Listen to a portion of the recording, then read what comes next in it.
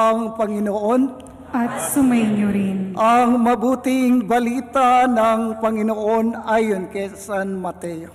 Papuri sa iyo, Panginoon.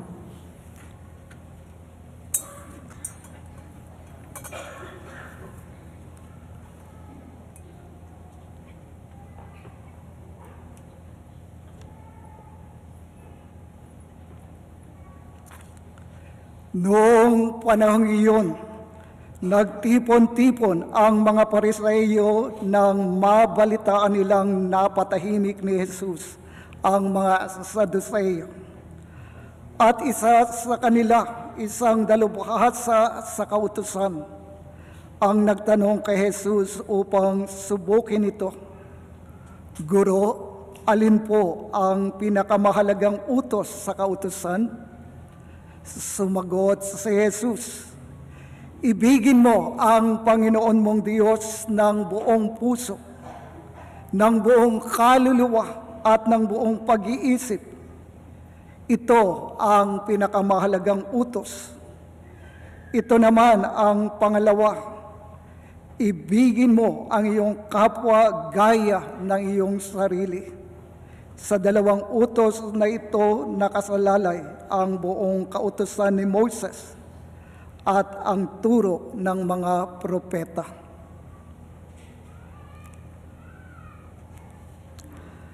Ang mabuting balita ng Panginoon. Pinupuri ka namin, Panginoong Hesukristo.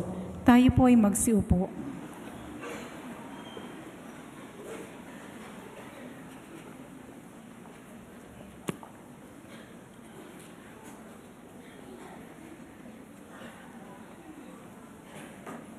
Ang mga Hudyo ay merong 613 batas.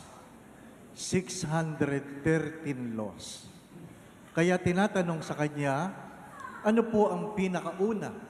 At sinagot sila ng Diyos. Ang ibigin mo ang Diyos, ang pangalawa ay ibigin mo ang iyong kapwa.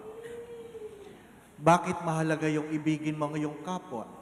Dahil sinabi ng San Pablo, kung hindi mo kayang ibigin ang nakikita mo, nahihipo mo, nakakausap mo, hindi mo pwedeng sabihin iniibig mo ang Diyos na hindi mo nakikita.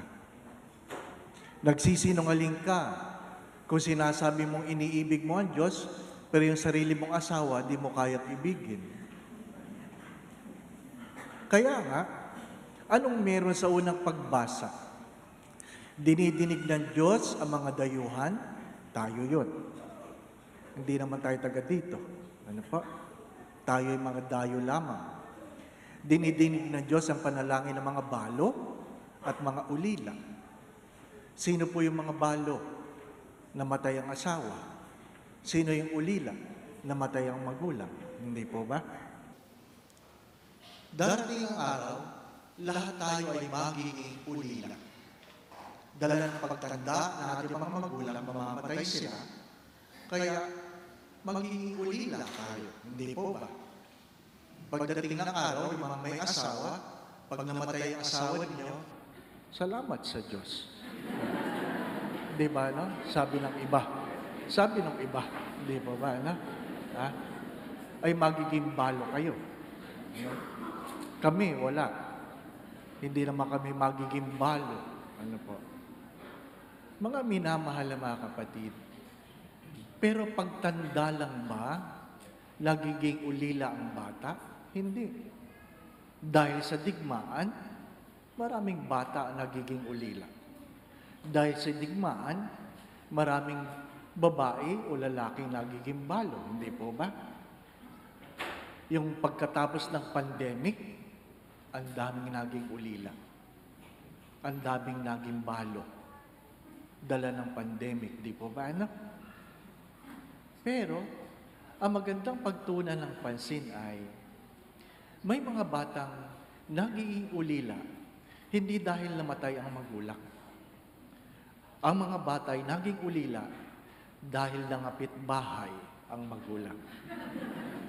Yan ang katotohanan. Naging ulila ka dahil pinili ng tatay mo ang kanyang kabit. Hindi po ba? Pinili ng nanay mo ang kanyang kabit. At ikaw, hindi mo malaman. Hindi mo malaman. Buhay sila, pero para kang ulila. Di po ba? Hindi lang dahil namatay, kundi dahil tinalikuran ang kanilang mga sinumpaan. Sabi nga na isang misis, napakahirap, Father. Nakatabi mo ang iyong mister, pero hindi kayo nag-uusap dahil alam mo, meron siyang ibang pinupuntahan. Buhay siya, pero pakiramdam mo, balo ka. Di po ba? Mas masakit yun. Mas masakit yung nakikita mo, pero parang wala na kayong relasyon. Ano sabi sa unang pagbasa? Pag sila ay umiyak, pakikinggan ko sila. At lilipulin ko ang mga dahilan ng kanilang pagiging balo at ulila. Kaya dapat nagdadalawang isip yung nangangaliwa. Di po ba, anak? Mananabi ako. Kasi yung iba, lumipat lang ng bansa, lumipat pa ng bahay. Di po ba? Yan ang malungkot na kwento. Di po ba? No, tabi ha, tabi. Bato-bato sa langit. Ano po? Ang tamaan ay buti nga. Di po ba? Ano? Yan ang katotohanan. Yan ang katotohanan. Sabi nga, nung naghihingalong babae, dahil sa cancer, ano po? Sabi niya sa kanyang mister, may kasalanan ako. Sabi ni mister, alam ko, pero aminin mo. Tulad, mamamatay ka rin lang naman. Aminin mo. Ang alin? Nga sa 3 anak natin, yung pangit anak mo sa labas.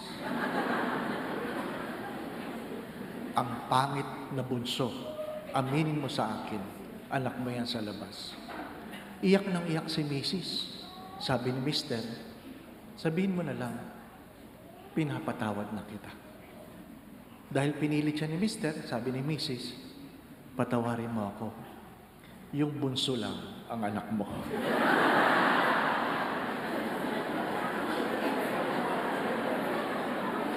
Pag maganda, iyo. Pag pangit sa labas, diba? Ano ibig ko sabihin? Lalaki lang ba ang nangangaliwa? Marami ding babae, di po ba, anak? Pag sinabing balo, hindi lang naman misis, may mister din. Mga minamahal na mga kapatid, ano sinasabi sa pangalawang pagbasa? Nawa ang iyong pananampalataya ay nakikita sa iyong pamumuhay. Sa pamumuhay na punong-puno ng pagmamahal. Di po ba? Sa wikang English, to love is to order ourselves for the good of the other. Ang tunay na pag-ibig ay inaayos mo ang iyong sarili para sa ikabubuti ng iyong minamahal. Kaya kung ikaw ay tunay na umiibig, inaayos mo ang iyong buhay. Inaayos mo ang iyong pagkatao. Inaayos mo ang iyong pagtatrabaho. Inaayos mo lahat. Hindi katulad sa atin ngayon. Eleksyon. Ang dami tumatakbo sa barangay. Di po ba, no? Gusto niyang ayusin ang barangay. Hindi yung kwarto niya, hindi niya maayos. Di po ba, no? Ang hirap ng ganun, di po ba, ano? Grabe ang pangarap, di po ba, ano? Gustong ayusin ang barangay, yung kwarto, hindi maayos, di po ba, ano? Bakit ka tatakbo? Gusto ko pong tumulong. Gusto ko maglingkod. Sa bahay nga, hindi ka mautusan eh. Di ba? The dichotomy of what we hope and how we live our lives. Bago ako pumunta dito, mayroon isang ginang na umiiyak. Ang sabi niya, believe na believe ako, Father. 30 years kami, nag-celebrate kami ng wedding anniversary. Kaya lang, napag-alaman ko, may anak palang mister ko sa labas. Sabi ko sa kanya, anong gagawin ko? Di ba? May magagawa ba ako? Ha? Pero pagkamisan, kailangan lang nilang may mapagsabihan, hindi po ba? Ano? Pero hindi yun, Father, ang malungkot. Ang bata ay 14 years old na. Ibig sabihin, halos kalahati na aming buhay mag-asawa, niloko niya ako. 14 years na niya ako niloloko. Ano ibig sabihin doon sa I love you for the last 14 years? Totoo ba yun? Di po ba? Napakadaling magbitaw ng magandang pananalita kung hindi ka nahuhuli ng iyong asawa. Di po ba, na? Yan ang malungkot na kwento, di po ba, na? Kaya pag panay ang I love you ng mister mo, kinakabahan ka. Di po ba? Yan ang tunay na kwento. Kaya parang mas totoo pag may aso at sinasabihin yung aso, I love you. Ano? Parang mas totoo yung pagsasabi na yun, ano? Kaysa sa mister, ano? Di ba ba, na? O kaya sa misis.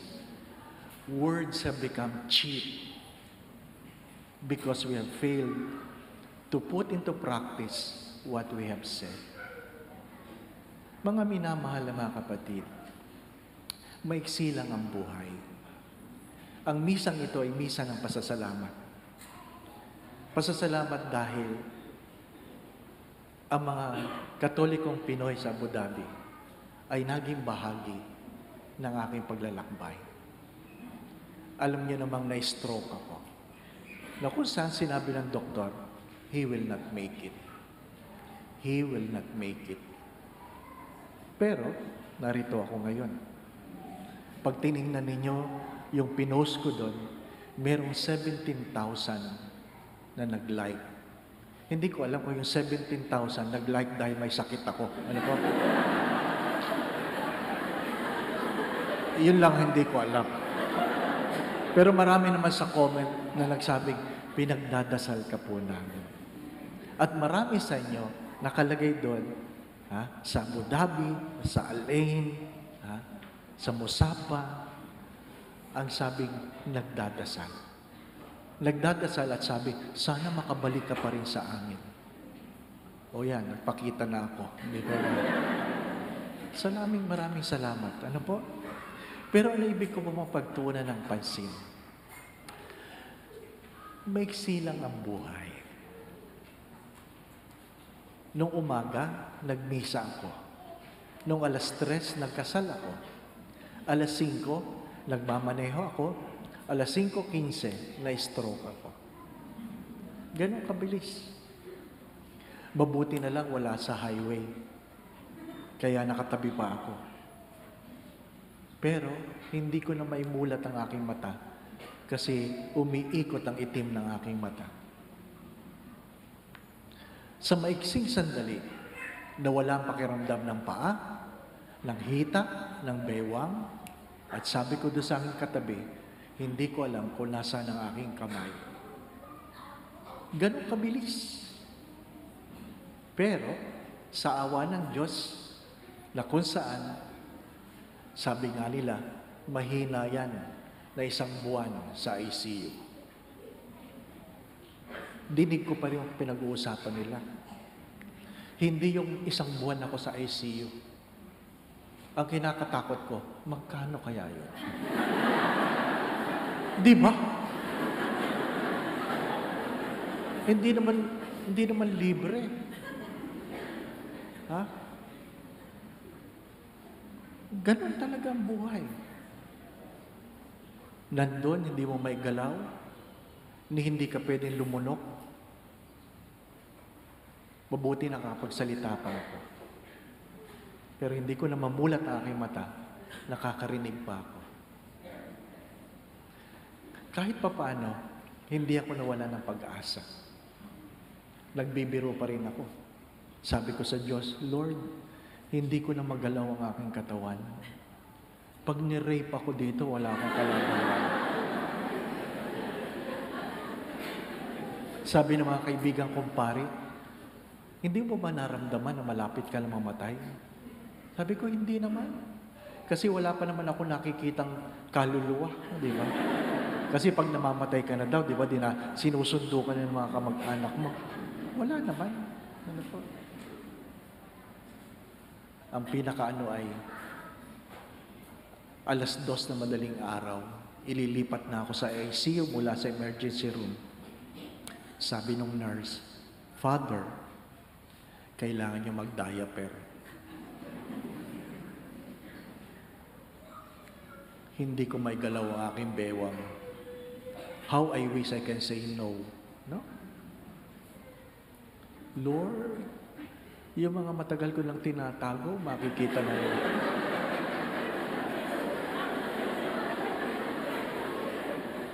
You have to accept how God will humble you.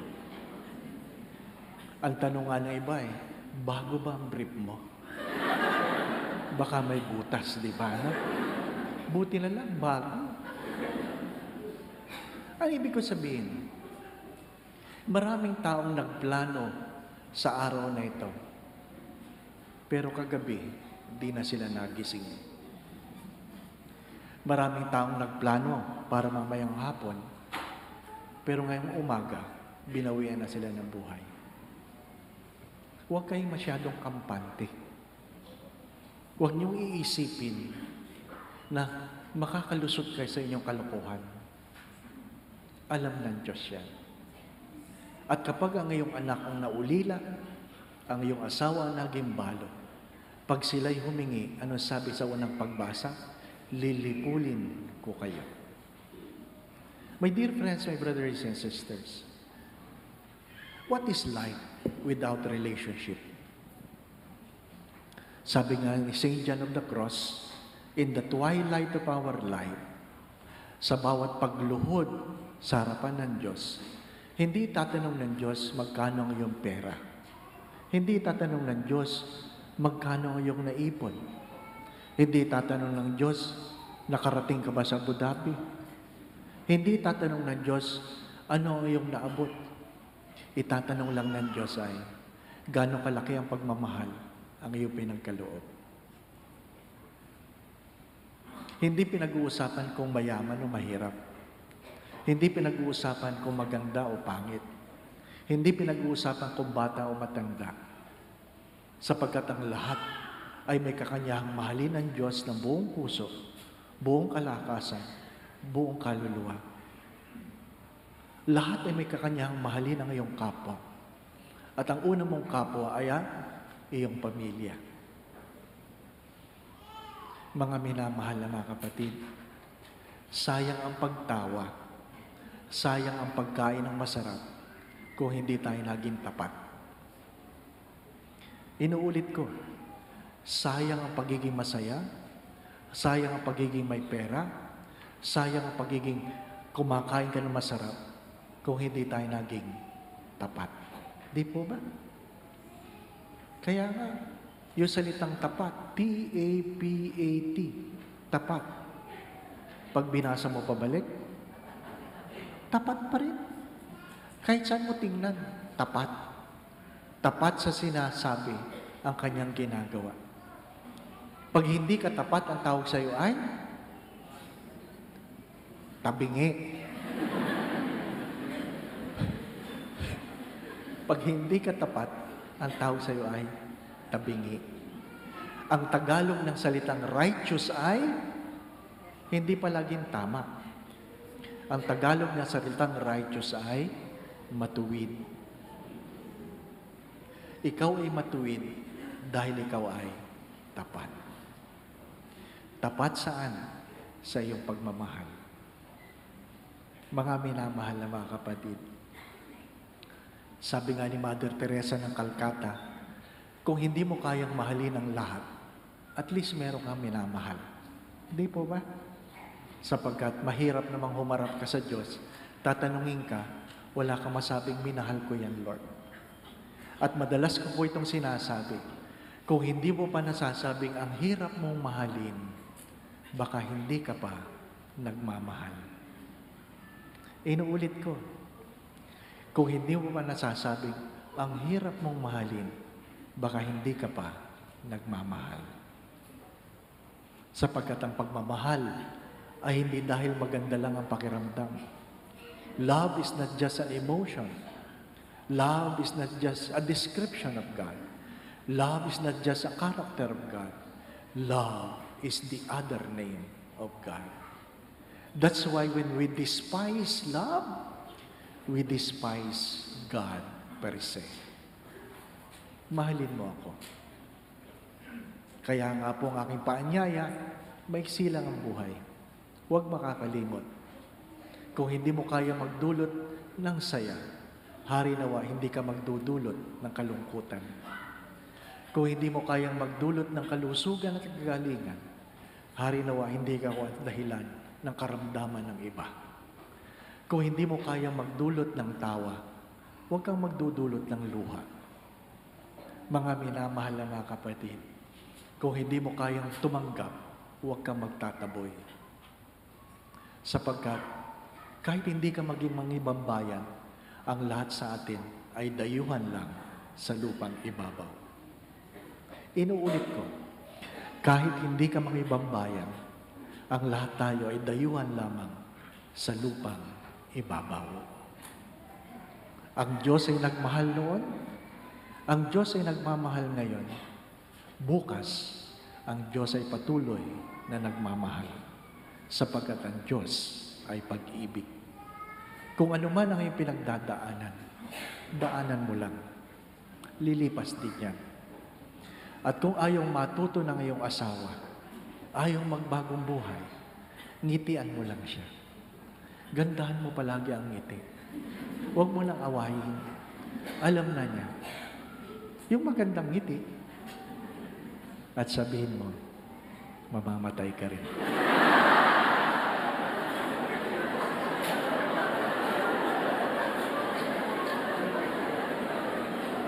Nakikiraan lang tayo, makiraan tayo ng may pagmamahal. Amen.